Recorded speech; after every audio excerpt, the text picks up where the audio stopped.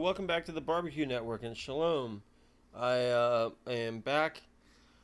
Just trying to change some settings. I thank you to the subscriber known as JK for the way of getting YouTube to allow me to post some new videos. I'm just going to see how this one posts and then hopefully do some more content in the weeks ahead. But again, I'm trying to get 985 more subscribers or so I can do some live streaming on here, and then on my Instagram channel, which is Barbecue Network or under Kenner, either one I believe. Um, I hope to how to post on there because I'm told I can live stream for up to an hour at a time. So with those kind of shows, I could cover quite a lot of ground, obviously. With this, I'm just going to do a quick movie review for a movie that I've come to late in my life, that I found for a low price. And weird thing about it is it's this cardboard case, that Warner Brothers New Line did quite a lot of. I'm a big fan of the director, Dwight Little. Made Marked for Death and Rapid Fire. And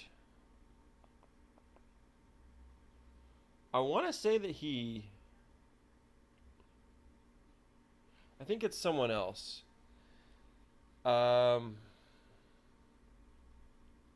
I'm thinking is I think that the writer of Halloween 4 went on to work with Dwight Little on other films.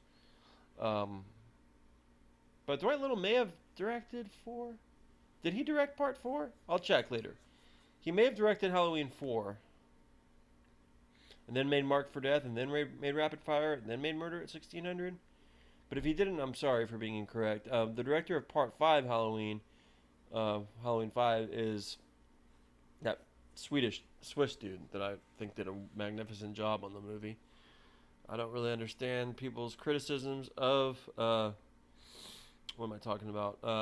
Halloween 5. But anyway, back to this subject here. Murder at 1600 is what I'm going to discuss. And this was a time in 1997 that 2 White House movies were coming out.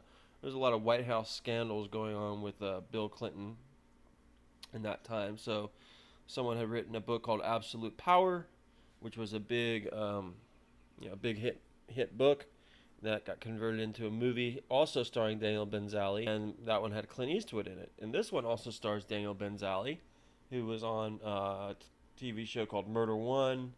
Big bald-headed actor, also on several episodes, memorable episodes of NYPD Blue, kind of like Dennis Franz's nemesis on those episodes. He does a really good job in this movie, and never really want to spoil too much, but the scenes involving him were pretty surprising. Dwight Little does a really good job working with Wesley Snipes in this. It's a pretty good, nuanced performance. His father was like a servant or security guard working in Washington, D.C. Here he is a homicide cop, Harlan Regis, and he's become obsessed with, making a model version of the White House in Washington, D.C. And it figured it's into the movie. I thought it could figure in maybe even a little bit more. But who did it and why? That's what homicide cop Harlan Regis wants to know. Discover as Murder at 1600 sweeps you into a mystery thrill packed with suspects, cover-ups, covert agents, daring action sequences, and an overseas crisis that could blow up at any second. It's a little long-winded. It's a lot more simple than that. Diane Lane does a pretty good supporting role.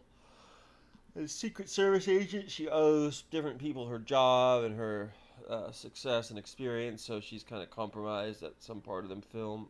Dennis Miller is actually in the movie as well. Ronnie Cox from the Beverly Hills Cop films. And Alan Alda. Alan Alda does a terrific job in this movie.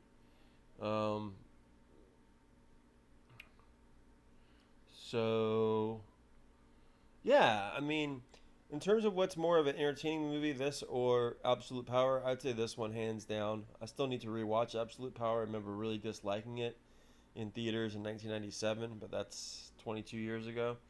Remember it like yesterday going and watching it, though, and being pretty disappointed. Ronnie Cox plays the president in this, so um, yeah, I really recommend this movie. I think it's one of Wesley Snipes' more, quieter performances in that era. Arnon Milchan and Arnold Kopelson produced it too, so that's always impressive.